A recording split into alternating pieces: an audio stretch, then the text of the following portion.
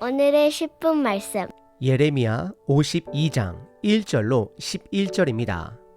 예레미야 49장에서 시작된 하나님의 열방에 대한 심판은 전장 51장에서 바벨론을 마지막으로 종결됩니다.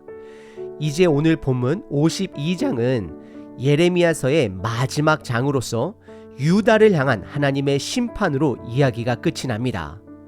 전장 51장 끝절에 보시면 예레미야의 말이 이에 끝나니라 라는 구절이 있는데, 이는 예레미야에서의 공식적인 마무리입니다. 그래서 52장은 후대 사람이 기록하여 부록과 같은 말씀이지만 부록이라고 가볍게 여겨서는 안 됩니다. 하나님께서 왜 열방의 심판 이야기에서 다시 유다의 멸망으로 결론을 맺고 계실까요? 이 부록이 중요한 이유는 세 가지로 요약할 수 있습니다. 첫 번째, 유다의 멸망이 그들의 죄악 때문임을 강조하기 위해서입니다. 바벨론의 침략이 아니라 유다의 죄악이 그들의 멸망을 초래했습니다. 두 번째는 말씀의 성취를 드러내기 위해서입니다. 유다의 마지막 왕 시드기야와 유다 백성은 하나님의 말씀대로 심판을 받았습니다. 마지막 세 번째, 우리가 각자 자신을 돌아보게 하기 위해서입니다. 유다는 하나님의 백성이었지만 그들의 불순종으로 인해 성전도 성읍도 파괴되고 백성들은 흩어지게 되었습니다. 특히 오늘 본문은 유다의 마지막 왕 시드기야에 대해 이야기합니다. 시드기야 왕은 악한 왕으로 평가됩니다. 그의 악함이 백성들을 어둠의 길로 이끌었고 그 결과 나라를 잃고 성전은 파괴되었으며 백성들은 포로로 흩어졌습니다. 심지어 시드기야 자신도 매우 비참한 최후를 맞이했습니다. 시드기야 왕의 삶은 우리가 본받지 말아야 할 경고의 본이 됩니다. 그는 하나님의 말씀과 세상의 지략 사이에서 저울질하다가 결국 매번 하나님의 말씀을 버리고 세상의 어둠을 택한 자였습니다.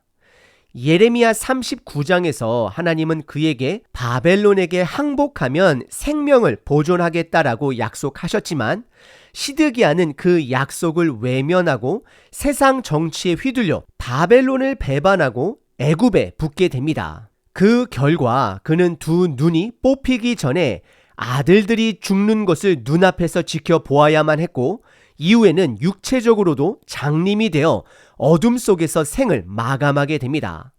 그는 영적으로나 육체적으로나 늘 어둠 속에 살았습니다. 오늘 본문을 통해 우리들 각자의 삶을 돌아봐야 합니다. 우리는 모두 어둠의 길과 빛의 길 사이에서 갈팡질팡 할 때가 있습니다.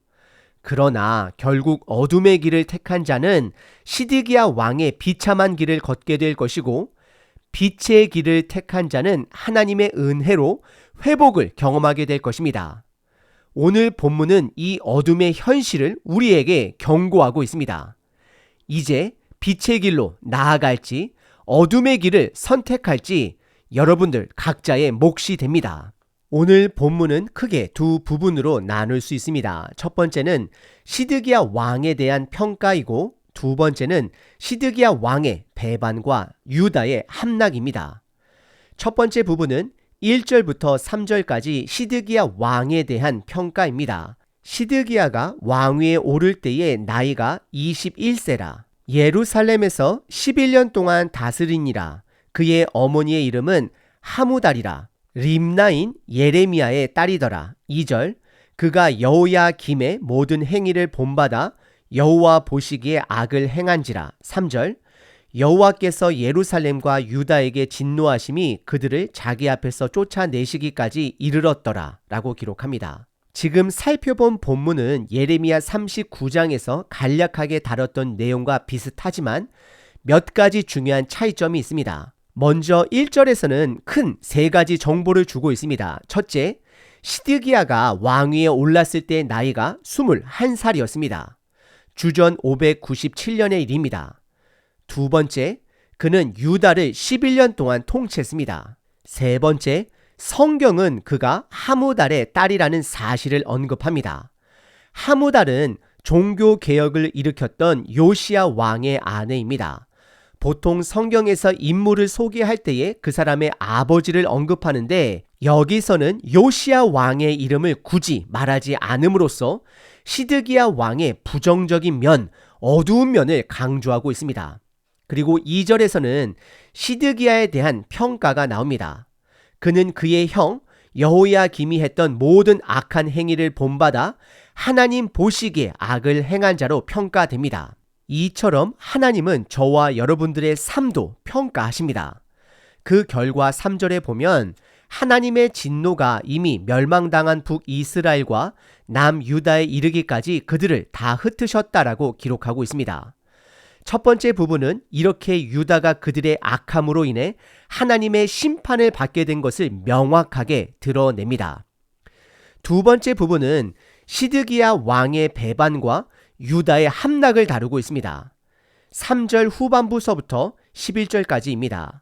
시드기야가 바벨론 왕을 배반하니라. 4절 시드기야가 제9년 열째 달 열째 날에 바벨론 왕 느부갓네살이 그의 모든 군대를 거느리고 예루살렘을 치러 올라와서 그 성에 대하여 진을 치고 주위에 토성을 쌓음에 5절 그 성이 시드기야 왕 제11년까지 포위되었더라. 6절 그해 넷째 달 9일에 성중의 기근이 심하여 그 땅 백성의 양식이 떨어졌더라. 7절 그 성벽이 파괴됨에 모든 군사가 밤중에 그 성에서 나가 두 성벽 사이 왕의 동산 견문길로 도망하여 갈대아인들이 그 성읍을 에워쌌으므로 그들이 아라바 길로 가더니 8절 갈대아 군대가 그 왕을 뒤쫓아가서 여리고 평지에서 시드기야를 따라 잡음에 왕의 모든 군대가 그를 떠나 흩어진지라. 9절 그들이 왕을 사로잡아 그를 하마 땅 리블라에 있는 바벨론 왕에게 끌고 가매 그가 시드기야를 신문하니라. 10절 바벨론 왕이 시드기야의 아들들을 그의 눈앞에서 죽이고 또 리블라에서 유다의 모든 고관들을 죽이며 11절 시드기야의 두 눈을 빼고 놋사슬로 그를 결박하여 바벨론 왕이 그를 바벨론으로 끌고 가서 그가 죽는 날까지 옥에 가두었더라 라고 기록합니다. 3절 후반부는 시드기야 왕이 바벨론 왕을 배반하니라 라고 시작됩니다. 시드기야 왕은 바벨론이 유다를 두 번째로 침공했을 때 여호야긴 왕을 붙잡아가고 그의 삼촌 시드기야를 유다의 왕위에 앉힌 자가 됩니다. 하지만 시드기야 왕은 바벨론을 배신하고 애굽과 손을 잡았습니다. 그래서 4절에 보시면 시드기야가 통치한 지 9년째 되는 해 10월 10일에 바벨론의 느부갓네살 왕이 유다를 세 번째로 침공하기 시작합니다. 이 침공은 1년 6개월 동안 지속되었습니다. 바벨론은 유다를 포위하고 인공적인 흙더미, 토성을 쌓아 유다를 함락시켰습니다. 5절에 보시면 1년 6개월이 지나 시드기야가 통치한 지 11년째 되는 해까지 포위당했음을 기록하고 있습니다. 그리고 이어지는 6절에 보시면 그 해 4월 9일에 기근이 심해지면서 굶주림이 극에 달했고 성벽이 파괴되자 시드기야 왕은 백성들을 버리고 밤중에 군사들과 함께 왕의 견문을 통해 도망가려 했습니다. 하지만 8절에서 시드기야는 바벨론의 군사들에게 여리고 평지에서 붙잡히고 그를 호위했던 군사들은 모두 흩어졌습니다. 그리고 9절에 보시면 시드기야 왕은 죄인의 신분으로 바벨론 왕이 있는 하마 땅으로 끌려갔고 그곳에서 고문을 당하게 됩니다. 바벨론 왕을 배신했기 때문입니다. 가장 먼저 그의 눈앞에서 그의 아들들이 다 처형당했습니다. 그의 신하들 역시 모두 죽임을 당했습니다. 그리고 11절에서는 시드기야의 두 눈이 뽑히는 장면이 나옵니다. 이것은 당시 배신자들에게 가해졌던 고문 중 하나였습니다. 그 후 시드기야는 바벨론으로 끌려가 감옥에 갇히게 되었습니다. 그는 아마 감옥에서 방치되어 오래되지 않아 죽었을 것입니다. 이것이 시드기야 왕의 최후입니다. 참고로 예레미야와 활동이 겹쳤던 선지자 에스겔은 에스겔 12장에서 시드기야 왕이 바벨론으로 끌려가 다시는 그 고향 땅을 보지 못할 것이라 예언했는데 이 예언은 시드기야의 두 눈이 뽑힘으로써 성취된 것입니다. 오늘 본문의 두 번째 부분은 시드기야 왕의 배반과 유다의 함락을 살펴보았습니다. 결국 시드기야 왕은 하나님 앞에서 악을 행한 왕으로 평가됩니다. 그는 유다 백성들을 어둠의 길로 이끌었고 그 결과로 성벽이 무너지고 성읍과 성전이 파괴되었습니다. 백성들은 나라를 잃고 흩어지며 포로로 끌려가는 어둠의 길을 걷게 되었습니다. 시드기야 왕은 결국 자신도 어둠 속에 빠져 아들들의 죽음을 목격하고 두 눈이 뽑히는 비참한 최후를 맞이했습니다. 우리는 왕정 시대에 살고 있지 않습니다. 현대 시대는 각자가 나름의 영향력을 가지고 살아갑니다. 내가 부모라면 자녀에게, 교사라면 학생들에게, 그리고 각자의 있는 자리에서 주변 사람들에게 영향력을 끼칩니다. 우리 모두는 어떤 면에서 리더입니다. 그래서 우리가 빛의 길을 걷고 있는지 아니면 어둠의 길을 걷고 있는지를 점검해 볼 필요가 있습니다. 오늘 본문이 강조하는 바는 이 어둠입니다. 하나님의 말씀에 불순종하는 결과는 성전 파괴로 이어졌고 백성들은 나라를 잃고 보호받지 못한 채로 포로로 흩어졌습니다. 시드기야 왕의 비참한 최후는 우리에게 불순종의 결과가 얼마나 어두운지를 보여줍니다. 어둠의 길을 걷는 자는 결국 시드기야 왕처럼 멸망을 맞이하게 될 것입니다. 그러나 그 어둠 속에서도 하나님은 우리를 포기하지 않으십니다. 하나님은 예수님을 보내주셔서 불순종으로 가득한 성전을 다시 허무시고 새로운 성전, 즉 믿음의 성전을 세우셨습니다. 이제 저와 여러분들이 그 성전이 됩니다. 예수님의 은혜로 다시 일어난 우리가 말씀에 순종하며 빛의 길을 걷는 공동체, 교회, 성전이 되어야 합니다. 여러분들은 지금 어둠의 길을 걷고 있나요? 아니면 빛의 길을 걷고 있나요? 오늘 본문을 통해 스스로를 돌아보며 어둠을 벗어나 빛으로 나아가길 도전드립니다. 하나님께서 우리에게 주신 이 기회를 놓치지 말고 빛의 길을 선택하는 저와 여러분 되시길 바랍니다. 예레미야 52장 3절 여호와께서 예루살렘과 유다에게 진노하심이 그들을 자기 앞에서 쫓아내시기까지 이르렀더라. 빛의 주님 시드기야 왕의 어둠의 삶을 통해 교훈을 배웁니다.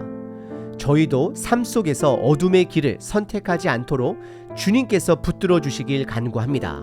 주님의 말씀에 순종하며 빛 대신 예수님을 따라 그 빛의 길을, 말씀의 길을 걷게 하소서.